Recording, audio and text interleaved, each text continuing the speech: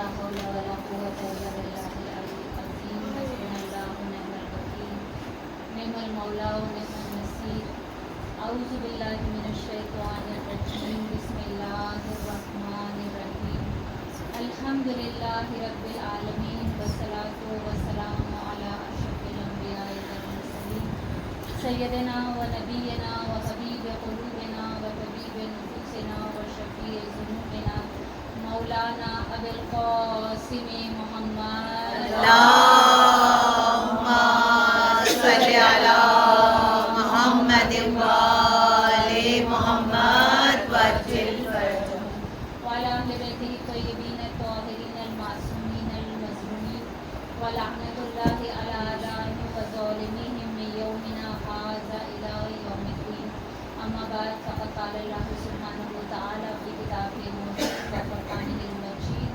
وقوله الحق بسم الله الرحمن الرحيم إنما يريد الله ليذهب عنكم الرجس أهل البيت ويطهركم تطهيرا اللهم صل على محمد وآل محمد وعجل فرجهم تمام تعریفیں تمام حمد و ثنا و ذات باری تعالیٰ کے لیے جو تمام جہانوں کو خلق کرنے والا اور پالنے والا اور تمام درود و سلام محمد و آل محمد کے لیے جو بچے تخلیق کائنات ہیں درود پڑھیں۔ اللهم صل على محمد وآل محمد وعجل فرجهم اذان امام ہمیشہ کی طرح آج بھی مجلس کا آغاز کروں گی اپنے وقت کے امام کے ذکر مبارک سے، اس لیے کہ ہمیشہ کہتی ہوں کہ فرض ادا کا حق ادا ہو ہی نہیں سکتا کہ اگر ہم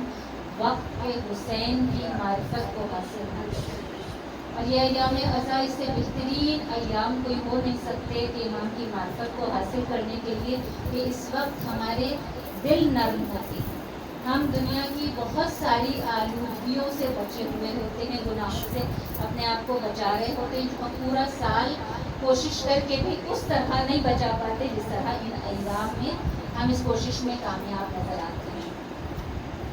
معرفت کو حاصل کرنے کے لیے جب بھی یہ ذکر کرتی ہوں، یہ کوشش کرتی ہوں، تو ہمیشہ کہتی ہوں کہ دیکھیے معرفت حاصل کرنے کی کوشش کرنا ہمارا فرض ہے۔ ہم جب فرش اعضاء پر آئیں، اہل منبر کا بھی، عزاداران امام کا بھی، اپنی اپنی بساط کے مطابق ہم یہ کوشش کرتے ہیں، مگر عطا کتنی ہوتی ہے، معرفت کس بلندی کی ہمیں عطا ہوتی ہے، یہ کس پر ڈیپینڈ کرتا ہے؟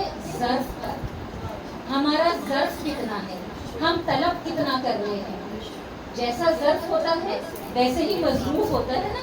تو جیسا ہم مانگ رہے ہوتے ہیں، بچوں کے لیے آسان کر کے بتاتی ہوں ہمیشہ کہ جیسا اگر آپ کے پاس کوئی شاپر ہے، کوئی بیگ ہے، تو جتنی اس میں جگہ ہوتی ہے اتنی ہی چیز اس میں سما سکتی ہے نا۔ تو جتنی ہم طلب کرتے ہیں، جب ہم گھر سے نکلتے ہیں فرش اعضاء پر آنے کے لیے، تو ہم مختلف لوگ ذہن میں مختلف چیزیں رکھ کر نکلتے ہیں۔ کبھی ذہن میں یہ ہوتا ہے نا، ایسا تو خیر بہت ہی کم لوگوں کے ہوتا ہوگا، شاید بچوں کے ذہن میں ہوتا ہے کہ تبرک لینے کے لیے جا رہے ہیں، مادی تبرک تو بچے ہی سوچتے ہیں، بڑے تو کم از کم یہ نہیں سوچ رہے ہوتے۔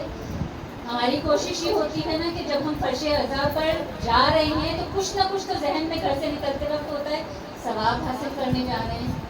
اکثر لوگوں کے ذہن میں یہی ہوتا ہے کہ ہم فرش اعضاء پر جا رہے ہیں، مجلس حسین میں جا رہے ہیں، تو اجر و ثواب کے لیے جا رہے ہیں۔ کبھی یہ بھی ذہن میں ہوتا ہے کہ وہ ہمارے گھر ہر سال آتی ہیں، ہم نہیں جا پاتے تو ہمیں شکل بھی دکھانی ہے، یہ نیت بھی ہوا کرتی ہے۔ یہ سب حقیقتیں ہیں نا کہ ہم جیسی نیت رکھ کے گھر سے نکلتے ہیں، اب چاہے نیت روحانی تبرک کی ہو، چاہے معرفت حاصل کرنے کی ہو، چاہے شکل دکھانے کی ہو، چاہے رشتہ داری نبھانے کی ہو، چاہے مادی تبرک حاصل کرنے کی ہو، جو نیت گھر سے نکلتے وقت ہماری ہوگی، پروردگار عالم اسی راہ کو ہمارے لیے آسان کر دیتا ہے۔ اور معرفت کے حوالے سے مسلسل ایام اعضاء میں اس سال آپ لوگوں کے درمیان میں نے کم مجالس پڑھی، جہاں مولا نے ڈیوٹی لگائی وہاں حاضر ہو گئی، لیکن کچھ نہ کچھ تو، اور آپ لوگ تو بہت عرصے سے یہ گفتگو سن رہے ہیں میری زبان سے، کہ معرفت کے حوالے سے ایک جملہ تو میں سمجھتی ہوں سب کو رٹ گیا ہوگا، جو میں نے بہت آسان کر کے معرفت کی ڈیفینیشن بتائی تھی، ذہنوں میں ہے وہ جملہ؟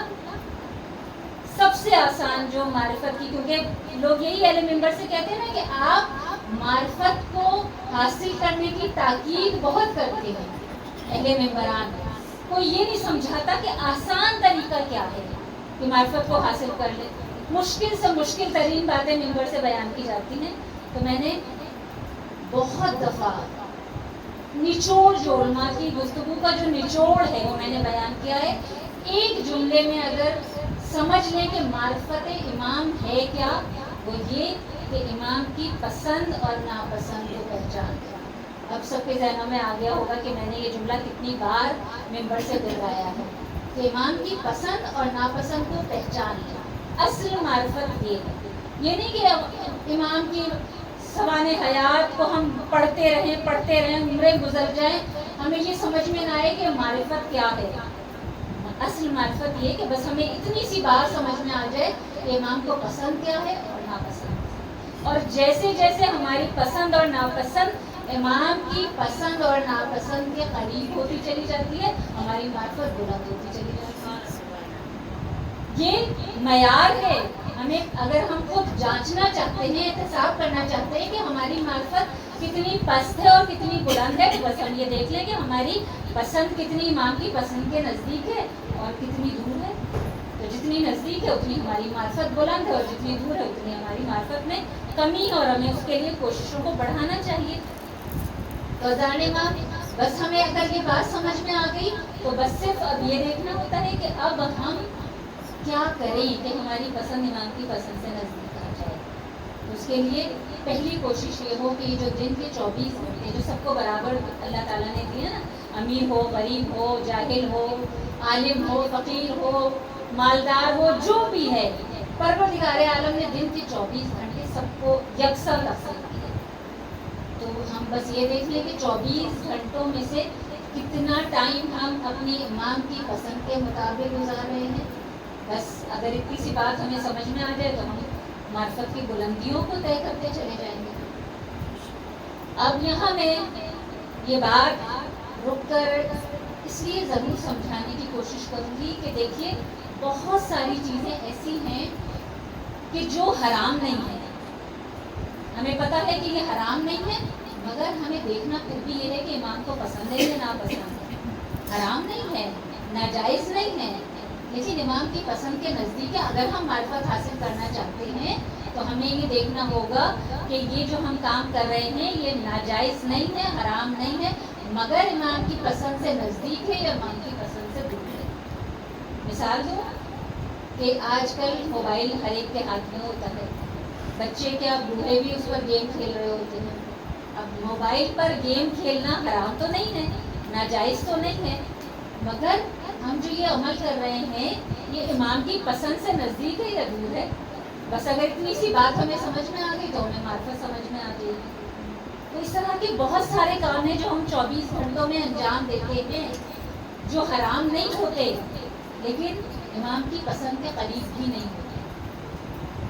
ہم روز محشر اپنا نامہ اعمال جب دیکھیں گے تو کتنے لوگ ہوں گے جو اس وقت حسرت کر رہے ہوں گے، کیونکہ جب نامہ اعمال میں بہت سارے صفحے بلینک ہوں گے، خالی ہوں گے، اس پہ نہ گناہ درج ہوں گے نہ نیکیاں درج ہوں گی، اس وقت انسان حسرت کرے گا کہ کاش ہم نے دنیا میں یہ جو خالی صفحات ہیں وہ نیکیوں سے پر کر دیا۔ تو یہ جو کام ہم کر رہے ہوتے ہیں اس طرح کے فضول کام، تو اس میں ہم اپنے نامہ اعمال کو بلینک چھوڑ رہے ہیں، خالی چھوڑ رہے ہیں، جس کو دیکھ کر ہم اس روز محشر حسرت کر رہے ہیں۔ اس وقت انسان ایک ایک نیکی کے لیے ترس رہا ہوگا۔ رضانے ماں اسی لیے بار بار یہ جملے دہراتی ہوں، اور یہ جو میں موبائل کی بار بار مثالیں دے رہی ہوتی ہوں تو ایک بار دہراتی ہوں کہ اہل انتظار جو ہیں، جو منتظرین امام ہیں، ان کی ذمہ داریوں میں سب سے اہم ذمہ داری یہ ہے کہ امر بالمعروف و نہی عن المنکر۔ اور آج سب سے مشکل ہمیشہ کے کیوں کہ سب سے مشکل یہی فریضہ انجام دے۔ ممبر سے تو بہت ہی مشکل ہے، آپ اپنے گھر میں بھی انجام دے تو آپ کو بہت ساری مشکلات کا سامنا کرنا پڑتا ہے۔ موبائل کی مثالیں اس لیے بار بار دیتی ہوں، سوشل میڈیا کی مثالیں اس لیے بار بار دیتی ہوں کہ یہ ایک بہترین ٹول ہے اس وقت ہمارے پاس، کہ جس کے ذریعے طاقت ہے، یہ ہتھیار ہے، بلیسنگ ہے اللہ کی اس وقت سوشل میڈیا ہمارے پاس. اسی کے ذریعے ہم اہل بیت کی تعلیمات کو بھی فروغ دے سکتے ہیں اور اسی کے ذریعے گمراہی کا شکار بھی ہو سکتے ہیں. ہم اپنے بچوں کی اگر اس طرح تربیت کر رہے ہوں کہ انہیں پتہ ہو کہ کیا دیکھنا ہے اور کیا نہیں دیکھنا. ہاتھوں میں موبائل ہے مگر کوئی روک ٹوک نہیں ہے، کہاں تک اگر تربیت نہیں ہوگی کہاں تک بچوں کے پیچھے بھاگیں گے، نہیں بھاگ سکتے. 24 گھنٹے آپ بچوں پہ نظر نہیں رکھ سکتے، تو تربیت کی ضرورت ہے. اور آپ کو پتہ ہے نا کہ باطن کی اصلاح کیے بغیر معرفت حاصل کر ہی نہیں سکتے. چھوٹے چھوٹے یہ گناہ ہیں جو میں سوشل میڈیا کی بار بار مثالیں دیتی ہوں نا، چھوٹے چھوٹے گناہ، یعنی یہ جو آنکھ سے ہم کچھ دیکھتے ہیں نا غلط، جو آنکھ کی شہوت ہے، اس میں جو کہ آج کل صرف بچے نہیں بڑے بھی مبتلا ہیں، گھر کے گھر تباہ ہو رہے ہیں صرف اس ایک گناہ کی وجہ سے، اس ایک شہوت کی وجہ سے. اور اس شہوت کا اثر جانتی ہے کیا ہوتا ہے؟ ہم بہت معمولی سمجھتے ہیں چیزوں کو، بس دیکھا ہی تو ہے، ہم نے گناہ تھوڑی کیا ہے، ہم نے کوئی یہ کام انجام تھوڑی دیا، ہم نے تو بس آنکھوں سے دیکھا ہے. اور دیکھنے کے بعد ہم توبہ کر لیں گے، استغفار پڑھ لیں گے. آنکھ سے دیکھنا، آنکھ کی شہوت کس عذاب میں مبتلا کرتی ہے؟ انسان اس عذاب میں مبتلا ہوتا ہے کہ پھر عبرت حاصل نہیں ہوتی. صرف یہ آنکھ کی شہوت جو ہے نا، امام کہہ رہے ہیں، میرا جملہ نہیں ہے، یہ امام معصوم کا جملہ ہے کہ یہ جو آنکھ کی شہوت ہے یہ کس عذاب میں انسان کو مبتلا کرتی ہے کہ پھر بڑے سے بڑی مصیبت انسان دیکھ لیتا ہے کہ اپنے گناہوں کے نتیجے میں گزر رہا ہوتا ہے، مصیبتوں سے احساس نہیں کر رہا ہوتا، عبرت حاصل نہیں کر رہا ہوتا. اور آج آپ دیکھیں معاشرے میں بڑا، جس چیز کو دیکھیں تو ہر طرف ہمیں یہ نظر آتا ہے کہ لوگ دیکھ رہے ہیں کہ ہم جو کچھ کر رہے ہیں اس کا نتیجہ بھگت رہے ہیں، دیکھ رہے ہیں کہ اس کے نتیجے میں ہم اس عذاب سے گزر رہے ہیں مگر احساس نہیں کر رہے، عبرت حاصل نہیں کر رہے. کیوں حاصل نہیں کر رہے؟ فقط اس وجہ سے کہ آنکھ کی شہوت میں مبتلا ہے. تو بس اسی لیے بار بار کہتی ہوں کہ معرفت کو حاصل کریں، بچوں کی تربیت اس انداز سے کریں کہ انہیں نصرت امام کے لیے تیار کریں. محمد و آل محمد صلوات اللہم صلی علی محمد و آل محمد وعجل فرجہم. رضوان امام، جب ہمیں معرفت حاصل ہو جاتی ہے نا، پھر ہمارے دل میں تڑپ پیدا ہوتی ہے امام کی زیارت کی، امام سے ملاقات کی. کیونکہ جب تک معرفت نہیں ہے تو دل میں تڑپ بھی نہیں ہوتی نا. بس پھر تو جیسے ہم سمجھتے ہیں سری سا ایک احساس ہے کہ جیسے 11 امام ہے ایسے یہ 12واں بھی ہے، بس وہ بھی امام تھے. ابھی ہم ان کے لیے کیا کرتے ہیں کہ زیادہ سے زیادہ ولادت شہادت کی تاریخیں ہوتی ہیں، میلاد اور مجلس کر لیتے ہیں. بس یہ جو وقت کا حسین ہے، جو وقت کا امام ہے، یہ تو ہر لمحے ہمارے ساتھ موجود ہے. ہم غافل ہیں، امام غافل نہیں ہیں. وہ تو ہمیں ہر وقت ہر لمحہ یاد کر رہے ہیں. ہمارے لیے بار بار کہتی ہوں مناجات کرتے ہیں، ہمارے گناہوں کے لیے استغفار کرتے رہتے ہیں. ہمارے خاص ہے آپ سے جی کہ ہم سب کو آتا ہے کہ اللہ معاف کرے، لیکن ہمیں یہ پتہ نہیں کہ ہم کیا کہہ رہے ہیں.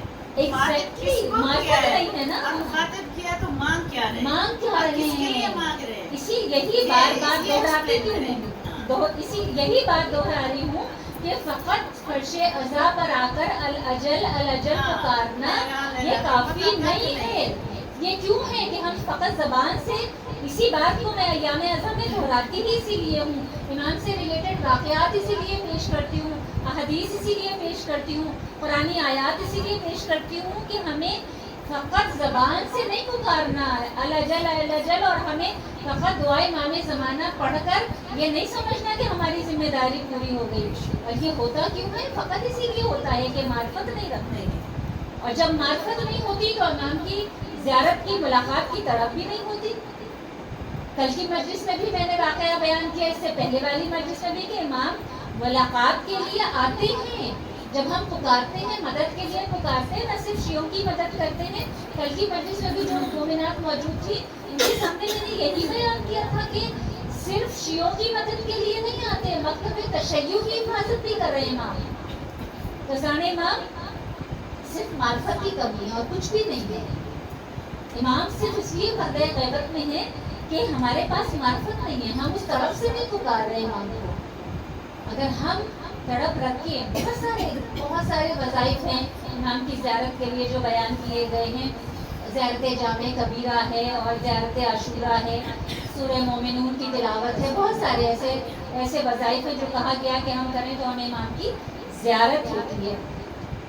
آیت اللہ سیستانی کے والد صاحب آیت اللہ باقر سیستانی صاحب کا یہ واقعہ مشہور و معروف واقعہ ہے کہ وہ چاہتے تھے کہ امام سے ملاقات کرنا، تو انہوں نے 40 جمعوں تک انہوں نے یہ نیت کی کہ میں مسجد کوفہ میں مسجد سہلہ میں جا کر وظائف انجام دوں گا. زیارت عاشورہ پڑھتے تھے، زیارت جامع کبیرہ پڑھتے تھے. ابھی 48واں جمعہ تھا کہ وہ جب اپنی عبادت میں مصروف تھے تو انہوں نے دیکھا کہ کھڑکی سے ایک نور ساطع ہو رہا ہے.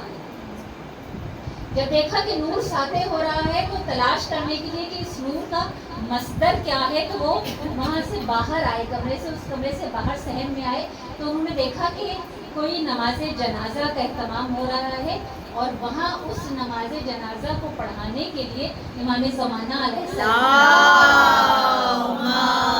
صلی علی محمد وآل محمد عجل فرجہ. جب امام کو دیکھا تو امام کے قریب آئے تو امام نے کہا کہ باقر سیستانی تمہیں ہم سے ملاقات کے لیے اتنے وظیفے اتنے چلے کاٹنے کی ضرورت نہیں ہے. اپنے اعمال کو اس مومنہ جیسا کر لو، ہم تمہاری ملاقات کے لیے آ جائیں. تم ہماری ملاقات کے مشتاق نہیں رہو گے، ہم تمہاری زیارت کے مشتاق ہو جائیں گے. تو حیران ہو کے کہتے ہیں کہ کیا اس مومنہ کا عمل ہے، اس نے ایسا کیا عمل کیا ہے کہ آپ اس کی زیارت کے لیے اس کی جنازے پر آ گئے. تو آپ جانتی ہیں کہ کیا فرمایا امام زمانہ علیہ السلام نے. امام نے کہا کہ جب رضا خان کا دور تھا شاہدان کے باغ کا تو کہا کہ اس نے حجاب پر پابندی لگا دی تھی کہ کوئی بھی عورت حجاب میں گھر سے باہر نہیں نکلے گی. تو کہا یہ مومنہ 7 سال تک گھر سے باہر اس نے قدم نہیں نکالا، اپنے پردے کی حفاظت کی، یہاں تک کہ کوئی ضروری کام بھی ہوا تب بھی یہ گھر سے باہر نہیں آئی. تو کہا اگر اپنے اعمال کو اس مومنہ جیسا کر لو تو ہم تمہاری زیارت کے لیے خود تمہارے گھر آئیں. تو اس واقعے میں ہمارے لیے بھی ایک سبق ہے کہ جو باحجاب جو مومنہ ہے اس کی کیا عظمت ہے امام وقت کی نظر میں. اور اسی لیے بار بار یہ جو میں دہراتی رہتی ہوں کہ ایام اعظم میں اسی لیے امام کی معرفت کا ذکر بار بار کرتی ہوں کہ جب ہم اصل معرفت حاصل کریں گے تو ہم عمل کی منزل پر آئیں گے نا. ایام اعظم میں مجالس میں سر پر چادریں اوڑھ کر آ جانا کمال نہیں ہے، کمال ہے شادیوں میں سر پر چادریں رکھیں، یہ کمال ہے. ان مجلسوں میں اگر آپ اتنے حجاب میں لپٹ کے نہیں بھی آئیں گی تو یہاں آپ کو کوئی شہوت کی نظر سے نہیں دیکھے گا. لیکن جب تیار ہو کر اور بغیر پردے کے بغیر حجاب کے جب شادیوں میں جائیں گی وہاں 1000 نظریں شہوت کی آپ کے اوپر اٹھیں گی. تو اصل یہ نہیں ہے کہ یہاں ان ایام اعظم میں ہمارے سروں پر چادریں آ جائیں، بلکہ جب یہ ایام اعظم گزر جائیں معرفت حاصل تب ہوگی اس فرش اعظم سے کہ جب ان ایام اعظم کے گزرنے کے بعد ہم عمل کی منزل پر باقی رہیں. درود پڑھ لیجیے. اللہم صلی علی محمد وآل محمد. نعرہ تکبیر یا علی یا علی. محمد پہ باواز بلند سلام. اللہم صلی علی محمد وآل محمد وعجل فرجہ.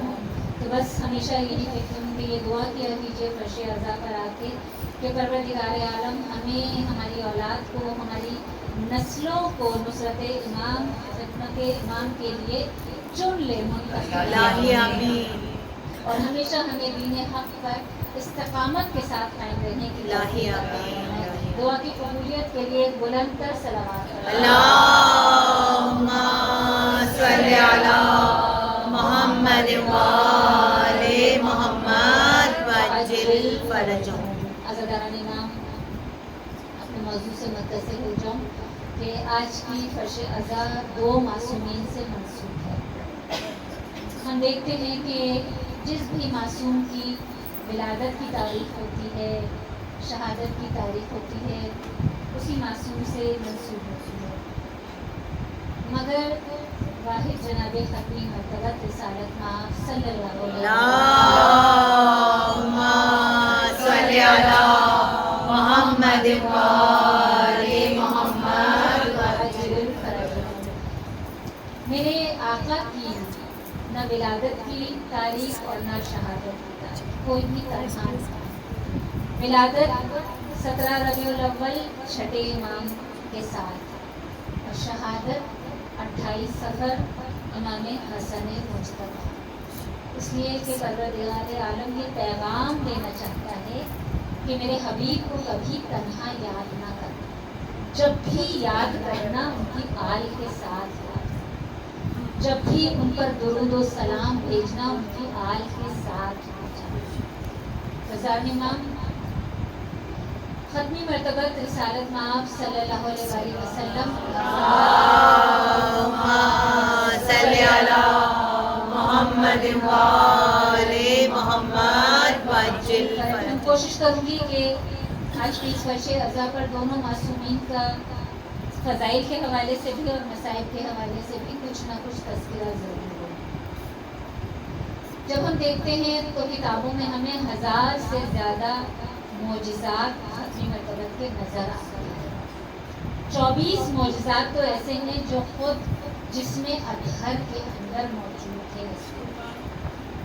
اس میں سے ایک معجزہ یہ ہمیں نظر آتا ہے کہ دنیا میں چاہے کتنا کوئی بلند قامت شخص ہو، لیکن جب وہ رسول کے برابر میں کھڑا ہوتا تھا تو رسول کے سر اور گردن سے نیچے ہی رہتا۔ پروردگار عالم یہ گوارا نہیں کرتا کہ کوئی اس کے حبیب سے بلند نظر آئے۔ اور کیا بلندی ہے حبیب کبریا کی کہ جب دوش پر علی سوار ہوتے ہیں کعبے میں بتوں کو گرانے کے لیے تو یہ کہتے ہوئے نظر آتے ہیں کہ یا رسول اللہ، خود کو اس بلندی پر محسوس کر رہا ہوں کہ چاہوں تو ہاتھ لگا کر عرش کو چھو لوں۔ سبحان اللہ۔ اللہم صلی علی محمد وآل محمد وعجل فرجهم۔ اور یہ معجزہ بھی ہم جانتے ہیں کہ رسول کا سایہ زمین پر نہیں پڑتا، اس لیے کہ خالق کو یہ گوارا نہیں تھا کہ میرے حبیب کے سائے پر بھی کسی کا پیر پڑ جائے۔ اور اسی حبیب کے دوش پر جب حسن و حسین سجدے کی حالت میں سوار ہو جائیں تو وہی خالق یہ کہتا ہوا نظر آئے کہ اے میرے حبیب، سجدے سے سر نہ اٹھانا، سجدے کو اتنا طول دیا کہ 70 مرتبہ کہتے نظر آئے سبحان ربی الاعلیٰ وبحمدہ۔ اور رضوان امام، یہ بھی رسول کا معجزہ ہے کہ رسول کے جسم سے جو پانی مس ہوتا تھا وہ بیماروں کے لیے شفا ہوتا تھا۔ تو لوگ جب رسول وضو کر رہے ہوتے تھے تو لوگ پانی کو نیچے نہیں گرنے دیتے تھے، اس پانی کو لے جایا کرتے تھے اور اپنے گھروں میں بیماروں کو جو بیمار ہوتے تھے ان کی شفا کے لیے استعمال کیا کرتے تھے۔ کنویں کا پانی خشک ہو جاتا تھا تو رسول کا لعاب دہن ڈالا جاتا تھا، کنواں پھر پانی سے بھر جایا کرتا تھا۔ کھارا پانی ہوتا تھا تو رسول کا لعاب دہن ڈالا جاتا تھا، پانی میٹھا ہو جایا کرتا تھا۔ رسول کا معجزہ تھا کہ جب کبھی چلتے تھے زمین پر تو کبھی تو نرم مٹی پر بھی رسول کے پیروں کے نشان نہیں بنتے تھے اور کبھی سخت چٹان پر بھی پیروں کے نشان بن جایا کرتے تھے۔ لوگ پوچھا کرتے تھے یا رسول اللہ، یہ کیا معاملہ ہے کہ کبھی تو نرم مٹی پر بھی نشان نہیں بنتے اور کبھی چٹان پر سخت پتھر پر پیروں کے نشان بن جایا کرتے ہیں؟ تو رسول خدا فرمایا کرتے تھے کہ کہ مجھے اپنے نقش پا پر اختیار ہے. سبحان جسے اللہ. نقش پا پر ایسا اختیار ہو اسے دلوں پر کیسا اختیار ہو. نعرہ تکبیر. اللہ اکبر. رسالت. یا رسول اللہ. حیدری. یا علی. حیدری. یا علی. جناب رسول خدا خاتم الانبیاء پہ بآواز بلند صلوات. اللہم صلی علی محمد وآل محمد. درخت چل کر رسول کی تعظیم کو آیا کرتے تھے, رسول کو سلام کیا کرتے تھے. سنگریزے جب رسول کی ہتھیلی پر آتے تھے تو تسبیح الہی کیا کرتے تھے. تو تصور کیجئے کہ جب کنکر رسول کی ہتھیلی پر آ کر تسبیح الہی کرتے ہوں جو گود کے والے ہوں, تو جب اگر وہ نوک نیزہ پر قرآن کی تلاوت کرتے نظر آئیں تو تعجب نہیں ہونا چاہیے. رسول کے جسم سے ایسی خوشبو نکلتی تھی کہ دنیا میں کوئی عطر اس کا مقابلہ نہیں کر سکتا.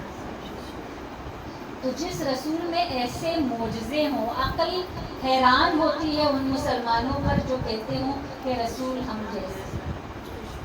عقل حیران ہوتی ہے. رسول نے تو کبھی نہیں کہا کہ میں تم جیسا. آل بیت کے دشمنوں پہ لعنت. بے شمار. دشمنوں پہ لعنت. بے شمار. حیدری. یا علی. حیدری. یا علی. بلند صلوات. اللہم صلی علی محمد وآل محمد. عجل فرجوں. تب تم لاکھ کہتے رہو کہ رسول ہم جیسے. رسول نے کبھی نہیں کہا کہ میں تم جیسا. رسول نے اگر کہا تو علی کے لیے کہا, علی منی و انا منہ. رسول نے کہا تو فاطمہ کے لیے کہا, فاطمہ بضعۃ منی, فاطمہ میرا ٹکڑا ہے. رسول نے کہا تو حسن کے لیے کہا, الحسن نصف شبیہ, حسن میری نصف شبیہ ہے. رسول نے کہا تو بس حسین کے لیے کہا, حسین منی و انا من الحسین. سبحان اللہ. اللہم صلی علی محمد وآل محمد. عجل فرجوں. فضان امام رسول نے صرف زبان سے نہیں کہا کہ الحسن نصف شبیہ, کہ حسن میری نصف شبیہ ہے. جملے ہم صرف دو ہی ہستیوں کے لیے سنتے ہیں, یا تو امام حسن مجتبیٰ علیہ السلام کے لیے یا شہزادہ علی اکبر کے لیے. اور یہ دنیا نے دیکھا کہ امام حسن مجتبیٰ کس طرح رسول کی شبیہ ہیں. قد و قامت میں, کردار میں, ہر طرح سے رسول سے مشابہ تھے. اس وقت جب رسول خدا جب ان کی شہادت ہو گئی اور دنیا سے تشریف لے گئے, تو اس کے بعد ان مسلمانوں کو کہ جو رسول کے جنازے پر آنے کی زحمت گوارا نہیں کی, کہ رسول کا جنازہ جس میں کل 17 مسلمان تھے, جبکہ غدیر میں کتنے تھے, کم سے کم بھی جو اگر ہم تاریخ میں دیکھتے ہیں تو 1,25,000 جو نبی کا کلمہ پڑھنے والے, اور رسول کے جنازے پہ ہم انگلیوں پر گن سکتے ہیں کہ کتنے مسلمان تھے.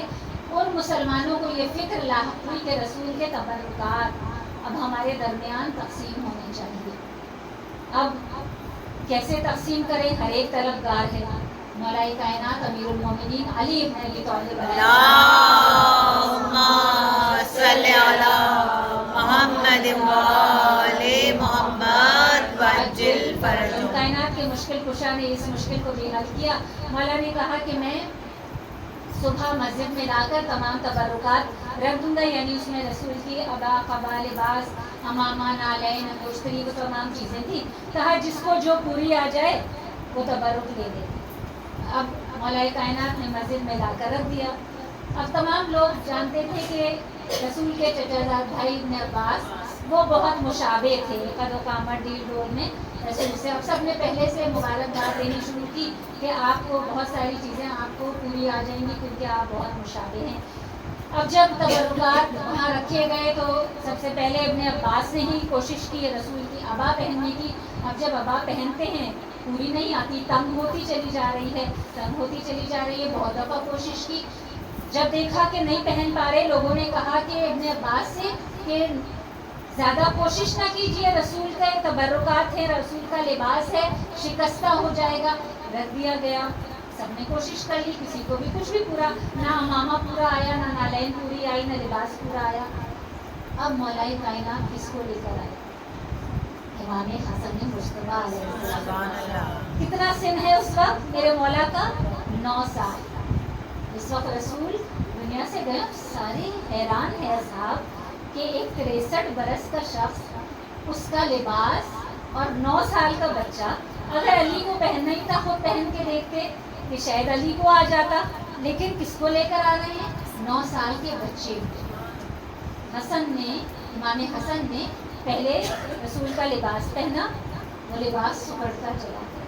امام حسن جن کی عمر فقط 9 سال ہے وہ لباس پہنا، وہ عبا پہنی، اس کے بعد نالین پہنی، وہ بھی پوری آ گئی، سر پر امامہ رکھا۔ تصور کیجئے 63 برس کی عمر اور کہاں 9 برس کی عمر، سر پر امامہ رکھا، وہ بھی پورا آ گیا۔ انگلیاں، ایک بچے کی انگلیاں، اس کا سائز تصور کیجئے، اور ایک رسول کی انگلیوں کا سائز۔ انگشتری پہنی تو انگشتری بھی پوری آ گئی۔ جس وقت امام حسن مجتبیٰ یہ سب کچھ، یہ لباس، انگشتری، امامہ، سب کچھ زیب تن کر کے، جس وقت انہوں نے چلنا شروع کیا، پورا مدینہ چلا اٹھا کہ ہم نے آج پھر نبی کی زیارت کر لی ہے۔ اللہم صلی علی محمد و آل محمد۔ جناب حسن علیہ السلام پہ بآواز بلند صلوات۔ اللہم صلی علی محمد و آل محمد۔ رضان امام علی نے یہ ثابت کیا کہ امامت کے لیے جسامت کی ضرورت نہیں ہے، اہلیت کی ضرورت ہے۔ جو اہل ہوتا ہے وہ امام ہوتا ہے۔ اور امام حسن مجتبیٰ علیہ السلام کا ہم جب بھی ذکر کرتے ہیں تو صلح حسن، زیادہ تر یہی باتیں ہوتی ہیں۔ امام حسن کی علم کی، حلم کی، ان کے کرم کی گفتگو بہت کم ہوتی ہے، اور دنیا تو یہی ثابت کرنے پر تلی رہتی ہے کہ امام حسن نے صلح اس لیے کی کہ انہیں جنگ کرنا نہیں آتی تھی۔ میں اس وقت امام حسن کی صلح نہیں پڑھوں گی، بس صرف امام حسن مجتبیٰ علیہ السلام کے علم کے حوالے سے ایک چھوٹا سا واقعہ آپ کی سماعتوں کی نظر کر کے مسائل سے متصل ہوں گی کہ باب العلم کا وارث 4 سال کا سن ہے، رسول مسجد میں، مسجد نبوی میں خطبہ دے رہے ہیں۔ مسجد نبوی کے دروازے سے ایک بزرگ، نورانی بزرگ داخل ہوتے ہیں، رسول آگے بڑھتے، خطبہ چھوڑ دیتے ہیں، آگے بڑھتے ہیں اور بڑھ کر سلام کرتے ہیں، ان کو لے کر اندر تشریف لاتے ہیں خطبے کو چھوڑ کر۔ اب جب وہ آتے ہیں تو رسول سے کچھ بات کرتے ہیں، اصحاب موجود ہیں، سب دیکھ رہے ہیں۔ رسول ان سے کہتے ہیں کہ آپ تشریف رکھیے، میں خطبہ ختم کرتا ہوں، جب تک یہ میرا 4 سال کا نواسہ موجود ہے، امام حسن مجتبیٰ علیہ السلام موجود ہے، کہتے ہیں کہ جب تک آپ اس سے گفتگو کیجئے میں خطبہ مکمل کر لیتا ہوں۔ اب اصحاب دیکھ رہے ہیں کہ وہ بزرگ جو آئے ہیں وہ امام حسن علیہ السلام سے گفتگو کر رہے ہیں، کچھ کاغذ ان کے پاس ہیں، امام حسن سے کس زبان میں گفتگو کر رہے ہیں؟ عبرانی زبان، اور امام حسن مجتبیٰ علیہ السلام عبرانی زبان میں ہی ان کو جواب دے رہے ہیں۔ اب رسول جب خطبہ ختم کر کے ممبر سے اترتے ہیں تو وہ کہتے ہیں بزرگ کہ اب مجھے اجازت دیجیے، میں چلتا ہوں۔ تو اصحاب جو ہیں کہتے ہیں کہ ابھی تو رسول کے پاس آئے تھے اور کچھ پوچھنا چاہتے تھے، بات کرنا چاہتے تھے، اب کہہ رہے ہیں کہ جا رہا ہوں۔ تو رسول مخاطب ہو کر کہتے ہیں کہ مسئلہ حل ہو گیا؟ کہا کہ ہاں مسئلہ حل ہو گیا۔ کہا کہ کچھ سوالات تھے جن کا مجھے جواب نہیں ملتا، وہ جواب لینے آیا تھا، آپ مصروف تھے، آپ کے 4 سال کے نواسے نے جواب دے دیے، میرا مسئلہ حل ہو گیا، اب میں جا رہا ہوں۔ جب وہ چلے گئے اصحاب پوچھتے ہیں یا رسول اللہ یہ کون تھے اور ان کو کیا مسئلہ درپیش تھا، کیا سوال لے کر آ رہے تھے کہ جو آپ نے بتائے بھی نہیں، آپ کے 4 سال کے نواسے سے پوچھے، اور یہ حسن گئے کہاں تھے، کہاں سے، یہ کون سی زبان سیکھ کر آئے تھے کہ جن سے گفتگو کر رہے تھے؟ کہا عبرانی زبان تھی۔ کہا حسن کہاں گئے تھے؟ 4 سال کی عمر میں یہ زبان سیکھنے کہاں گئے تھے؟ کہا حجت خدا کو کہیں جانے کی ضرورت نہیں، کہا حجت خدا کو کوئی زبان سیکھنے کی ضرورت نہیں ہے۔ کہا سوال کیا لائے تھے؟ کہا کچھ علمی مسئلے تھے جو لے کر آئے تھے، جس کو میں نے حل کرنا تھا مگر حسن نے حل کرنا تھا۔ باب العلم کا جانشین ہے، وارث ہے، جو مسئلے رسول نے حل کرنے تھے۔ کہا یہ کون تھے؟ کہا حضرت خضر علیہ السلام۔ حضرت خضر علیہ السلام کہ جن کے پاس وہ نبی موسیٰ کلیم اللہ علم سیکھنے آیا کرتے ہیں، وہ موسیٰ جو کلیم اللہ بھی ہیں، جو صاحب حکومت بھی ہیں، جو صاحب شریعت بھی ہیں، جو فرعون کو شکست دینے والے بھی ہیں، وہ آتے ہیں جناب خضر کے پاس، اور جناب خضر اپنے مسائل کو حل کرنے، اپنے علمی معاملات کو حل کرنے کے لیے کہاں آ رہے ہیں، اور کون حل کر رہا ہے؟ رسول کا 4 سال کا نواسا امام حسن مجتبی علیہ السلام۔ اللہم صلی علی محمد وآل محمد وجل فرجہ۔ روزان امام بس مسلسل آپ ایام اعضاء میں اس فرش اعضاء پر موجود ہیں، یقیناً کوشش کرتی ہوں کچھ نہ کچھ ہم اس فرش اعضاء سے روحانی تبرک لے کر اٹھیں۔ یہی اصل مقصد ہے فرش اعضاء کا۔ گریہ پہلی محرم سے جب آپ چاند دیکھتی ہیں، گریہ ہم سب کرنے اس فرش اعضاء پر آتے ہیں اور جانتے ہیں کہ ہم سے گریے کا حق ادا نہیں ہو پاتا۔ اساتذان امام، ہم جو مسلسل ایام اعضاء میں گریہ کر رہے ہیں، یہ گریہ کر ہی اسی لیے رہے ہیں کہ ہمیں خالق ہی اسی لیے کیا گیا۔ ہم ہماری عظمت کو پہچانتے نہیں ہیں، ہم بشر نہیں ہیں، ہم تو دعائے زہرا ہیں، ہم تو حسرت زہرا ہیں۔ اس وقت شہزادی نے حسرت کی تھی کہ جب رسول اپنی زندگی میں شہزادی کو کربلا سنا اور حسین کے بوسے لیے جاتے تھے اور کہتے جاتے تھے شہزادی سے کہ بیٹی میرے اس حسین کو میری امت 3 دن کا بھوکا پیاسا کربلا کی زمین پر ذبح کرے۔ اور بی بی نے بڑی حسرت سے اس وقت پوچھا تھا نا بابا آپ اس وقت موجود ہوں گے؟ رسول نے کہا تھا نہیں میں موجود نہیں ہوں گا۔ پھر پوچھا تھا نا کہ بابا کیا علی ہوں گے؟ کہا نہیں علی بھی نہیں ہوں گے۔ تب فاطمہ نے بڑی حسرت سے پوچھا تھا بابا میں ہوں گی؟ کہا نہیں فاطمہ اس وقت بھی تم بھی نہیں ہوگی۔ تب فاطمہ نے کہا تھا بابا پھر کون روئے گا؟ پھر میرے لال کا ماتم کون کرے گا؟ رسول نے کہا تھا اللہ ایک قوم کو خلق کرے گا جو تیرے لال کا ماتم کرے گی۔ اساتذان امام میں ہاتھوں کو جوڑ کر کہوں بی بی اس وقت بابا سے یہ بھی پوچھ لیا ہوتا جب بابا یہ کہہ رہے تھے کہ ایک قوم خلق کی جائے گی، اس لیے کہ کربلا میں حسین پر حسین کے گھر والوں کو بھی رونے کی اجازت نہیں ہوگی، تو بی بی اس وقت یہ بھی پوچھتی بابا سے بابا جب آپ دنیا سے جائیں گے اس وقت فاطمہ کو رونے دیا جائے گا؟ اس وقت فاطمہ کو رونے کی اجازت ہوگی؟ اجرکم اللہ۔ عزاداروں بس چند خدمتیں رہ گئی ہیں، بس چند فرصے ہیں عزاداروں۔ فاطمہ کو باپ کے جنازے پر رونے کی اجازت نہیں تھی۔ علی سے کہا جاتا تھا فاطمہ سے کہیے کہ یا تو دن میں رویا کرے یا رات میں رویا کرے۔ ارے علی کو بیت الحزن بنوانا پڑا کہ فاطمہ کو آواز سے گریے کی اجازت نہیں تھی۔ آج آپ آواز سے گریہ کرتی ہیں نا، کوئی پابندی نہیں ہے، سر و سینے کو پیٹ کر گریہ کیا کرے، اس لیے کہ یہ ان ہستیوں پر گریہ کرتی ہے کہ جن کو رونے کی اجازت نہیں ملی تھی۔ عزاداروں نے کہا جب باپ کا جنازہ اٹھتا ہے تب ہر بیٹی کا یہ دل چاہتا ہے کہ کوئی گلے سے لگائے، کوئی پیار کرے، کوئی پرسہ دے، کوئی تسلی دے۔ ارے فاطمہ کو مدینے سے کسی نے آ کر باپ کا پرسہ نہیں دیا، ارے رونے پر پابندی لگائی گئی تھی۔ عزاداروں آج 2 معصوموں کا پرسہ دینا ہے نا، بس یہ چند پرسے رہ گئے ہیں، چند خدمتیں رہ گئی ہیں عزاداروں، اس ماں کو پرسہ دینا ہے۔ آج ماں کو بھی پرسہ دینا ہے، بیٹی کو باپ کا پرسہ بھی دینا ہے، ماں کو اس لختے جگر کا پرسہ بھی دینا ہے کہ جس کا جنازہ تیروں پر تھا۔ ارے اس ماں کو پرسہ دینا ہے جس کے ایک بیٹے کا جنازہ تیروں پر اور ایک بیٹے کے جنازے پر تیر۔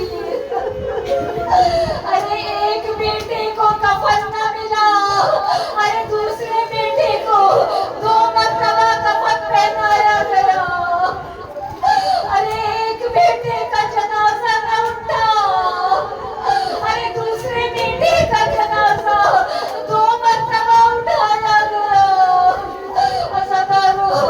عزادارو بس صبح فجر تک کا مہمان، آج فجر تک کا مہمان تھا تمہارا مولا۔ ارے 2 جنازے اٹھ گئے۔ عزادارو اس مظلوم امام کا پرسہ کہ جسے 1 مرتبہ نہیں 7 مرتبہ زہر دیا گیا۔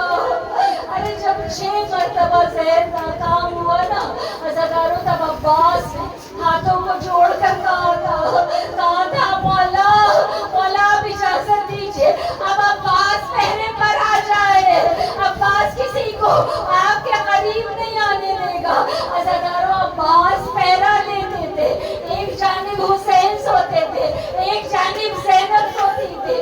اب حاکم شام کو یہ یقین ہو گیا، تھا عباس پہرا دے رہے ہیں، اب کوئی حسن کے قریب نہیں جا سکتا، اب گھر کے کسی فرد کو ملانا پڑے گا۔ عزادارو جودہ بنت اشس نے کس طرح مولا کو زہر دیا ہم سب جانتے ہیں۔ صرف فقط 1 لاکھ درہم اور یزید سے عقد کے عوض مولا کو وہ زہر اعلان دیا کہ جس کے لیے حاکم شام کہتا تھا کہ اس مرتبہ میں نے بادشاہ روم سے یہ زہر منگوایا ہے، اتنا سخت زہر ہے، ارے اس کا ایک قطرہ اگر دریا میں ڈال دیا جائے دریا کی ساری مچھلیاں مر جائیں گی۔ جو لے کر آ رہا تھا وہ قاصد کہتا ہے راستے میں کتنی مرتبہ میں نے برتن کو تبدیل کیا، ارے جس شیشے کی بوتل میں ڈالتا تھا بوتل چٹک جایا کرتی تھی۔ عزادارو خدا آپ کو کسی غم میں نہ رلائے۔ عزادارو نے امام ارے جودہ نے جب پانی میں وہ زہر ملایا ہے نا، کہتی ہے پہلے میں نے 1 قطرہ ڈالا، پھر مجھے خوف محسوس ہوا، ارے علی کا وارث ہے کہیں بچ نہ جائے، کہتی ہے سارا زہر پانی میں ڈال دیا۔ عزادارو امام کو پیاس محسوس ہوئی، میرا مولا اٹھا، کوزے میں پانی نکالا، ارے ہاتھوں میں کوزے کو لیا، زینب دیکھ رہی ہے مولا پانی میں کچھ پڑ رہے ہیں، ارے زینب دیکھتی ہے یہ پانی پر پڑنے کی دعا تو نہیں